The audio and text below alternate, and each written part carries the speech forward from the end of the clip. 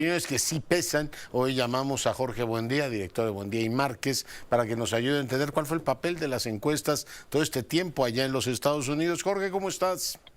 ¿Cómo estás, Leonardo? Buenas noches a la audiencia. Oye, veía los agregados de encuestas los últimos días. Mira que me porté bien informando, siguiendo las normas que mi profesor Buendía me ha dado, y todos decían que estaban empatados, que los estados estos, que eran las grandes zonas, frentes de batalla, también estaban empatados, y parece que no estaban tan empatados, Jorge. En fin, ¿qué lectura, qué balance tienes de lo que las encuestas nos ofrecieron en esta elección norteamericana? Bueno, es cierto que las encuestas anunciaban una contienda mucho más cerrada, prácticamente un empate, y pues lo que vimos fue un 51 a 47.5, una diferencia de 3.5 puntos porcentuales. Sigue siendo una elección cerrada. Lo que pasa es que en un sistema como el estadounidense de bipartidista de juego de suma cero, pues un error de un punto porcentual, pues en realidad es un error en la brecha entre primero y segundo lugar de 2 puntos porcentuales. Entonces se magnifica. Pero ciertamente eh, pues se preveía algo mucho más cerrado. Este no es un problema nuevo, digamos, en el caso de Estados Unidos y en el caso de Trump. Sistemáticamente se ha subestimado el apoyo que recibe Donald Trump en las encuestas en relación a lo que pasa el día de la elección. Ha habido diversas hipótesis de los famosos votantes tímidos de Trump. Ha habido intentos por parte de la comunidad de encuestas para corregir esto. A raíz de 2016, por ejemplo, todos hicieron una mejoría importante que es ponderar las encuestas por nivel educativo. Este periodo introdujeron algo que, si bien es común en Europa, en Estados Unidos era relativamente novedoso, que es ponderar por voto pasado para precisamente pues no subestimar a Trump, y sin embargo se volvió a subestimar, ¿no? Entonces la pregunta es, pues, ¿qué es lo que está pasando? ¿Qué es lo que está detrás, digamos, del levantamiento de encuestas en Estados Unidos que de manera sistemática se subestima a Trump? Y algo que simplemente lo planteo ¿Puede como ser que sea una hipótesis, vergüenza decir que vas a votar por un señor que es convicto, mi querido Jorge? eh, pues ciertamente sí, Por un xenófobo, por un misógino. Bueno, a mí me daría así es. vergüenza, jamás votaría por ese señor, pero si lo fuese a hacer, preferiría no decirlo en público. Ciertamente hay muchas inconsistencias y se ve, por ejemplo, en las encuestas de salida.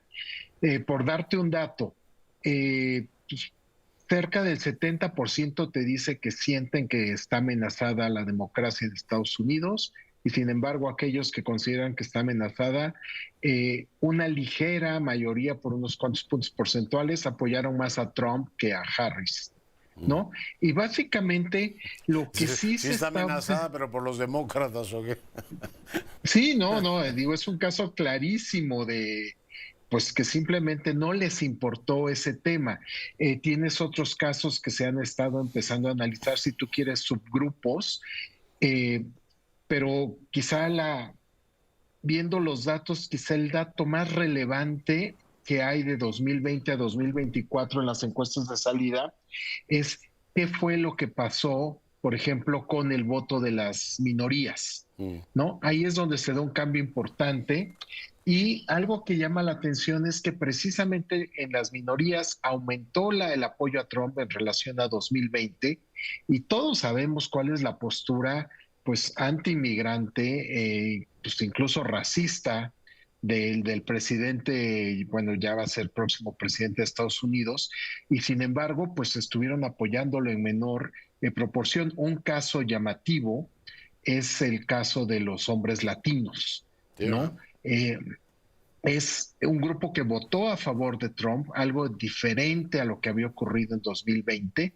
Las mujeres latinas se apoyaron mucho más a Kamala que a Trump, pero los hombres no.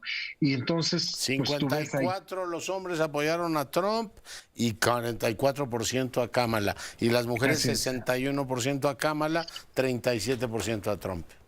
Así es, y eso no había ocurrido en el 2020, ¿no? Entonces, estas inconsistencias, a lo mejor, precisamente, y hay una teoría en comportamiento electoral de que son precisamente la gente que tiene estas, no son inconsistencias, estas incongruencias son las que se encuentran más indecisas, ¿no? Y que se pueden estar inclinando en el último momento, ¿no? Y entonces se decantaron, y también los datos de la encuesta de salida muestran que quienes se decantaron en los últimos días se inclinaron más por Donald Trump. Y como te digo, un punto porcentual simplemente significa un cambio en la brecha de 2 puntos, ¿no? La diferencia entre primero y segundo lugar. Entonces, son parte de las explicaciones, pero realmente sí hay un tema que es constante, e incluso hubo, que es la subestimación de Trump, incluso hubo un debate que de hecho lo enarboló quizá de manera más prominente el encuestador del New York Times, que era, pues cuyos números eran muy a favor de Kamala Harris, y lo que él decía es que los encuestadores, precisamente para tratar de evitar subestimar a Trump, estaban ponderando por voto pasado, es decir, estaban usando la historia electoral en parte para corregir esta subestimación. Mira. Y ni aún así fue suficiente, y el dato de New York Times pues fue quizá de los más pro Kamala. Sí, sí, así es. Pues Miguel Jorge, muchas gracias por la explicación. Nos ayuda mucho a entender lo que ocurrió. A tus órdenes, Leonardo, un gusto. Gran abrazo. Y vamos ahora a la pausa musical.